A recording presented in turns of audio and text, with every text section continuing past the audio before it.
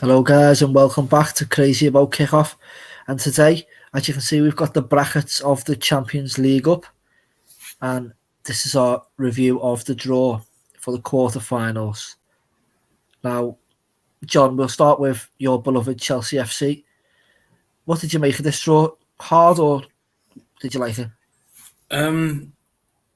It's a difficult one to say because it is a tough draw, but there's also probably three other teams that you'd rather avoid. So I'm quite happy with it, especially like we played them last season, and over both legs we were pretty comfortable. We gave them not a lot of chances. We dominated both games really pretty comfortably, and we saw them off 3-1 on aggregate. But still, it's Real Madrid, most successful team ever in the competition. Like they do have the pedigree to go far in this, and I think their result against PSG shows that. But looking at Chelsea, I mean, I think our biggest issue is less to do with the stuff on the pitch, and it's more all the stuff that's going on outside of the pitch, really. And the more that drags on, you have to think that it will continue to have an impact on the players. It's coming out today that there was a sort of hint that the Chelsea players were paying for some of their own stuff for the Middlesbrough game. So when it comes to that's just in the same country. So when it gets to the Madrid away leg, if it's still not all sorted, like who knows what kind of like issues that will cause for the players. But the bids, it's come out on Sky Sports News today. The bids have got to be in by 9, so maybe maybe it'll all be sorted by then anyway. But also, I just think, like you said, no one's writing off Real Madrid in the Champions League, are they? As you said, the most successful club we've seen against PSG, even though they weren't the best side, arguably in that tie for about 85% of it. Benzema produced that magic, and like you've got in the notes, the midfield three also will be an interesting battle in this game. Yeah, 100%. I think the midfield is that midfield battle is going to be really interesting. I mean, you look at the like everyone was writing off Modric and Kroos because their age, and then we saw what Luka Modric did in that second leg against PSG, and he absolutely dominated a much younger, much more athletic midfield on his own, pretty much. You saw like Casemiro still a world-class player, Kroos is still a world-class player, and it will be a really tough battle for our midfield too, but they have, like, regardless of who we play there, I'd still argue that it's Kovacic and Kante who, in the big games, you should put in there. They've shown that they're more than capable of beating top-quality three-man midfields for long periods of games and getting the better of top-class midfield. So that should be a really interesting battle. And then it's just what both teams can do at the other end of the pitch as well. Like, you've got Havertz, who has found some really good form sort of in the latter second third of this season, as it were. Can I counter that? You've got for Real Madrid a player who could arguably get the most improved award if that was such a thing this season. You've got Vinicius Junior. Now, a lot of people wrote him off last year. I wrote him off last year. Obviously, he showed signs when he done Trent in Madrid. Although Trent did have him on toast in the home leg at Anfield, but he's definitely massively improved since the latter half of last season, and now he looks like what Real Madrid bought him to be, essentially. So that will be a thrilling duel to see which attacks can come out on top as well, for me. Yeah, definitely. I mean, you look at just like the way Benzema's playing like this season, like you just don't think he can get any better. And this season, he's probably played the best football he has of his whole career. He's got 45 goal involvements in 34 games. I mean, Vinicius Junior's got 31 in 38. So they are the two danger men. And I think most important thing for us is if we can get Reece James fit for the tie, because if he's not fit or if he's coming back into fitness, I think it causes a big problem for us. But if we can get him back on that right-hand side, then I'd feel a lot more comfortable about our ability to deal with that threat. But. So, I mean, I've got an idea of who you're going to go for. So, go on. Who would you go for? I'm gonna back my boys. I think the way, I know they've got better since last season, but the way we beat them last season, I think that'll give us a bit of confidence.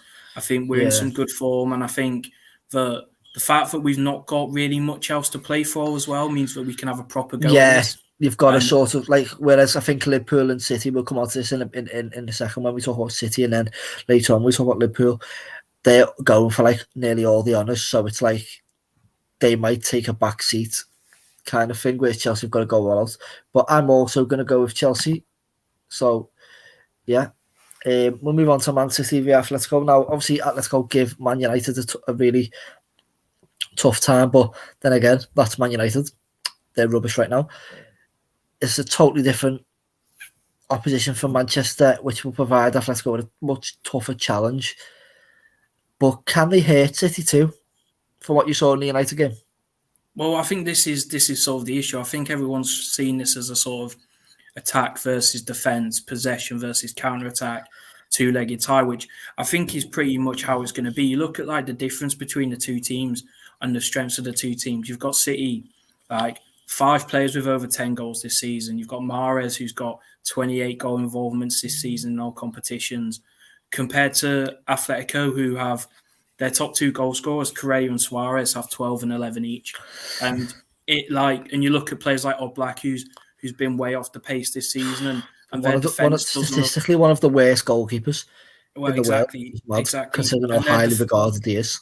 Exactly, and their defense doesn't look as solid as it has sort of maybe in the times we thought of the way Atletico have been under Simeone, and in the Liga it shows. Like last year they won the league and they looked really good for it. This year, 15 points behind Real Madrid, so they are a different side, and I think City will be quite confident to go on this. It's just whether with the other games they've got and the sort of fixture congestion they're going to have to deal with, it's whether they can navigate it and Atletico don't make it too tough of a match, which they're still capable of doing. Because it is still a complicated match, no matter what form Atletico, and Simeone can still coach a defensive masterclass like we saw at United. I know it's only United, but they have still got some potent weapons in there.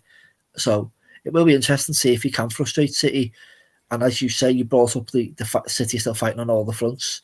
So, but what is really interesting for me, and we'll come on to this when we talk a bit more about the Premier League and maybe when we talk about Liverpool later, but it is them two Atletico ties are sandwiched juicily right in between the Liverpool game, which could work out really well for Liverpool considering who they've drawn.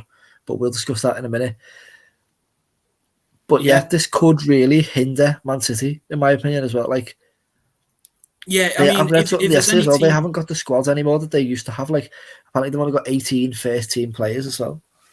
I mean, if there's any team though, I think you look at some of their positions, especially I think going forward and sort of in that midfield, they've still got a lot of players they can interchange and still put a lot of quality out over a short, even if they have to play 3 games in sort of a 10-day spell. I think they're still more than capable of putting out strong sides in all of them. It's just when you think about City, and you've got to assume that the club hierarchy, the fans, and probably Pep, this Champions League is becoming increasingly like something they're never getting their hands on, and maybe that will play into the minds of it, and maybe it does give an advantage to their competition in other competitions, and maybe it does give an advantage to Liverpool in the title race. But look, I mean, City still have the quality to compete on all fronts, and I think if you're in Pep's head, he's probably still thinking that there's a treble to be had here, and he's more than confident. Well, I'm pretty sure he come out and said I think someone, I don't know if it was Pep. I think Pep come out and said we can still win a treble. But yeah, so you're going with City. Yeah, I think City will have more than enough over the 2 legs. Me too, as you can see from the editing skills that I've done there. So yeah, the next to be drawn was Villarreal v Bayern Munich. Now Villarreal knocked out Juventus, but is that such a task anymore with the form Juve are in? What do you make of this tie, John? It's an interesting one, and I think going into it, Villarreal, into the draw as a whole, Villarreal and Benfica, who we'll talk about later, they were probably the two that every one of the top teams or the real contenders were peeling their eyes for and going, if we can get one of them, that's a good draw for us. And look, they did beat Juve 4-1 in aggregate. They did get a 3-0 win in Turin, but you're right, it isn't the same Juventus side, and there were times in those ties where Juventus looked a lot much of a better team than them anyway. And it wasn't until about the 75th minute in that second leg where the game actually started getting away from Juventus. So I think it does sort of look a bit better than it does from when you look at the two games on a whole. And like they've got some good players, Villarreal, and they've got an interesting combination of players. You look at like Dan Juma, who's got 17 goal involvements in all competitions, 6 goal involvements in the Champions League. Gerard Moreno still scoring a lot of goals for them. And then their midfield's a weird combination of like Premier League, like kind of rejects, but are still pretty good. And like then you've got like Danny Pereira, and then obviously you've got like Etienne Capoue, looks like a top quality player at the moment. Even Francis Coquelin in the games look pretty good, and then you've got Lo Celso as well. And they've got a good team, and there's a lot of talent in there. But I mean, we'll go on to Bayern Munich now. Like the numbers just pale in comparison to the attacking threat and the attacking force that Bayern have at their disposal. Yeah, I mean, what more can we really say about Robert Lewandowski? Like you said with Benzema before, he just seems to get better and better. And we'll speak about another man. For me, at the moment, anyway, the 3 Ballon d'Or contenders, you've got Lewandowski, Benzema, and the man who we'll speak about later. But yeah, the numbers that Lewandowski's putting up this season are arguably his best so far. He's been crazy, just like these other two, and it's going to be a really close race for that big golden ball. And it could end up going off who wins the Champions League, in my opinion, because I don't think the World Cup counts, does it? I think the voting is going to end before the World Cup, if I remember. Well, I think they're making it seasonal. They've changed it, haven't they? So yeah, so this sort of the World Cup will probably count towards the next one, so it isn't really a bigger factor. And they are saying that they're going to do it more based on personal form rather than team achievements. It should be like it, just like the likes of when Modric won it. You could argue, yeah, he deserved it, but there's also arguments there that he never. You know what I mean? And like, there's other years where certain people maybe shouldn't have won it, and maybe personal teams were weighted a bit too highly. But I do like this new changing format, and maybe as we obviously had that discussion on one of our first episodes about it, maybe it will be a bit more valid with these changes. But we'll wait to see about that, who wins it the next couple of years. But yeah, obviously Bayern aren't just reliant on Lewandowski. They've got some very good other players. Like you've got the likes of Sane, Gnabry, Muller, Kimmich, Goretzka, Upamecano, although he has been a bit. You've got Alphonso Davies. You've obviously still got Manuel Neuer doing an absolute madness in the goal.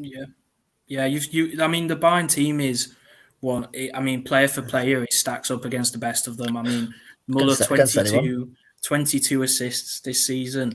Like Lewandowski 45 goal involvements and 15 in 8 in the Champions League.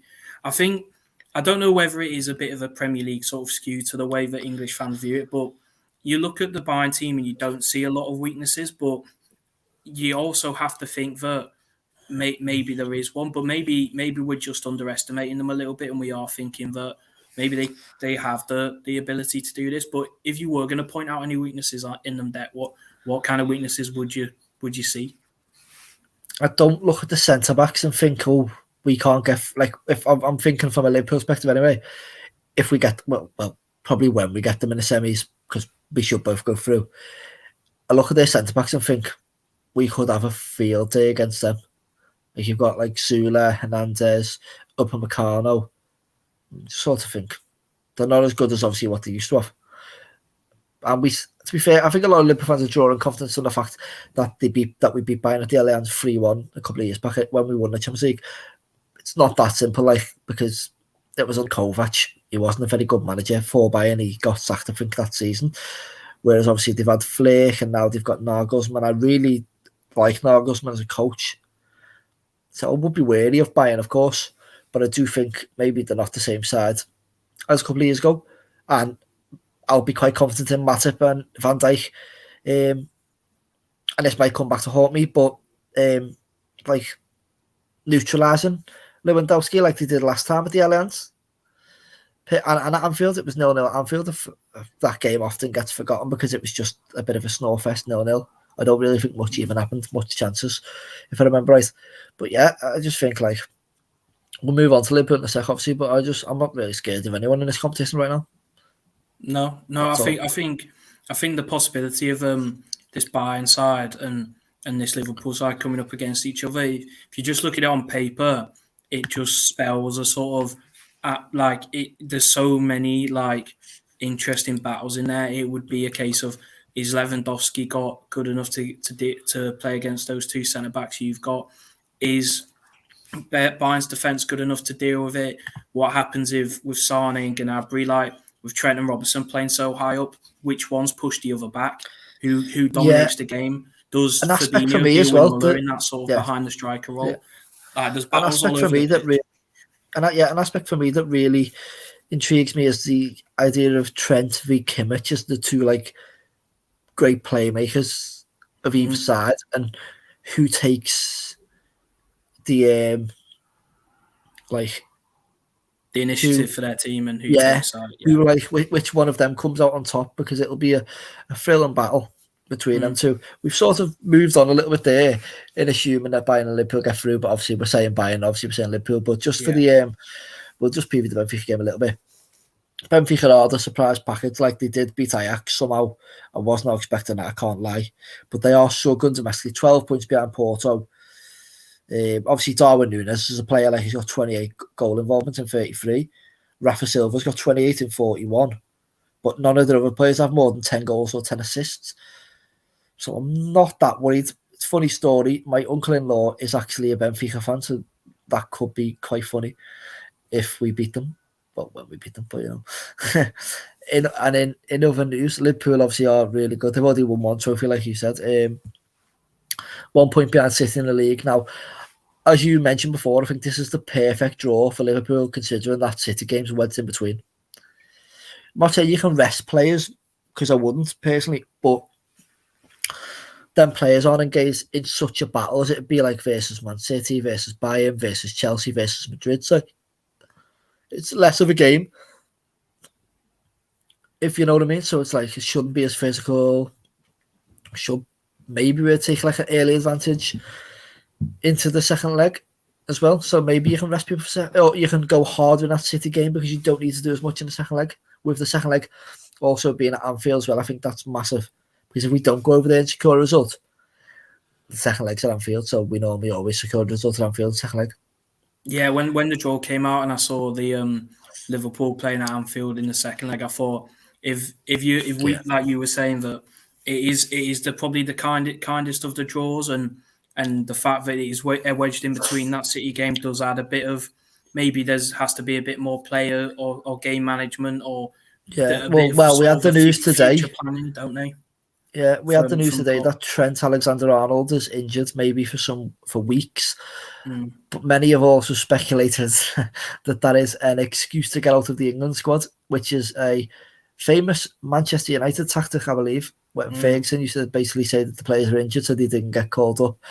Next minute, 2 weeks later, when he had a game, or a week later, they were playing. So, you know, it's like, but I rate it. If it's true, I rate it, because at the end of the day, I don't want Trent going away and getting injured for these crucial Champions League games or this man or any of the league games, because he's our primary creator. Like we said, that battle of him and Kimmich will be absolutely vital. Whoever gets the best of it will be vital to this semi-final clash. And Trent being available will be vital to Liverpool in the Premier League, of course, as well. He needs to be fit for that City game. He needs to be. But obviously, you've got the likes of Salah, Mane, who all have a filthy amount of goal involvements between them. Diaz looks like he's going to start getting the goal involvements as well. He looks a hell of a player. 100%. As well. So I think our attack is probably better than it's ever been under Klopp, and that's what makes me really confident that we can get to the final. But just for the other team, did I get to the final out of Chelsea and Manchester City? Are you back on your boys, or do you think City would just prove a bit too much with what's going on at Chelsea and how good City have been this season? Look, I'm never gonna write off a tie, especially a Champions League semi-final. And if there's anyone who can pour for masterclass and get us through a tie like that, probably Tuchel's the first manager I thought could do that for us in a long, long time. So, look, I would have a bit of faith. Obviously, it depends on how we look in against Real Madrid and how we look going into the semi-final fixtures in terms of form and players being fit and stuff. Is it a step too far Probably, but not definitely, and that's why I think that I would back Chelsea, but I think realistically, I think a City Yeah, final again is looking like it's and I going to be on mean, the cards. so we'll go with Liverpool will be the home team in that final, so we'll get to wear the red kit, which is great news because if Ajax would have got through in 2019, it would have been the purple kit, I believe, which I just don't like playing Champions League finals in any kit other than the red kit. It's just shouldn't happen. Shouldn't happen for Liverpool FC. But if we do get there, say this is the final lineup, it will be horrifying having say the title race goes to the last day, then the FA Cup finals because both of them can get there, and then a Champions League final of them two teams as well. Just would not be good for me or any Liverpool fans' heart. Probably not for Man City fans' heart either. But it would be the way that these two teams have battled and competed with each other since Klopp and Guardiola have come in, an almost triple header to sort of finally claim sort of definitive bragging rights between the two managers, the two clubs, and the way that would end. I think looking from it from an outside perspective, I could not think of anything that would like make for better viewing. And I know for you it would be absolutely terrifying to think. As long as we won, like the major, like I'd let them have the FA Cup if we won the other two. If you get what I mean. Yeah, of course. There is the FA Cup is the one you'd. But then when you get to that point, probably say, but no, if you can win all four, you want to win all four. In an ideal world, Liverpool win all, and that would be an unprecedented like achievement in English football. I'm pretty sure no one's ever won the Champions League, the Premier League, the FA Cup, and the League Cup, whatever it's been called, whether it's been the Worthington, the Milk Cup, the Carabao, the Carling Cup, which is what I'll always remember as I don't care. It's the Carling Cup. But yeah, it could be a really, really interesting end to the season if that final is the way it ends up shaping up, and if the title race is still ongoing till the end, and if both sides get to the FA Cup as well. Yeah, definitely. I think as well, if you look at like say, I think Real Madrid Chelsea is probably the tie out of the quarters, which is the most up in the air. So if you took Chelsea out of that and put Real Madrid in against City, any combination of those four teams though, it's probably the strongest Final Four that the Champions League has seen in a long time. Yeah, for a while. And it will be those semi-final clashes will be heavy viewing, really heavy viewing. Now we all know that I'm gonna have to back me boys if that does end up being the final. But what would you and take out of the fact that I'm a Liverpool fan and your course is a load of Liverpool fans? How would you call that final? If that was, and we'll say, in fact, now because obviously the title race in the FA Cup as well. Do you think it goes off like whoever wins one won't win the other, or do you think that's irrelevant? I think because it would be such an unprecedented thing. I don't know. I don't know whether the confidence of beating the team in one makes you bring that confidence into the other. That's a good point. I think it becomes we need the revenge. We need to not let this happen, and the other team comes out even harder. Like you just don't. You wouldn't be able to call it. It'd be such a. That's why it's so exciting to think about because it would be so unprecedented. Really, it would be amazing. Yeah. So I've got to back me boys. I'm going the Reds to win the Champions League anyway. I think in a one-off game when the pressure's on, I would back Liverpool to do it. I think they've got the experience of winning a final. These players do. City don't. You're welcome for that, by the way. Champions League final. The whole world of football is welcome for that. And I just something about this Liverpool side that I think that like we've talked about this mentality monsters thing, but it's true. There's something about this Liverpool side where when push comes to shove, they push harder and they shove harder. And so I think they would get the job done. And it would be the night out after in town would be legendary. Insane. And on that note, I'm hoping it happens. Join us next time, guys. Make sure you follow us on the Instagram, which is Crazy Kickoff. Make sure you follow us on the Twitter, which is Crazy_Kickoff. And see you next time.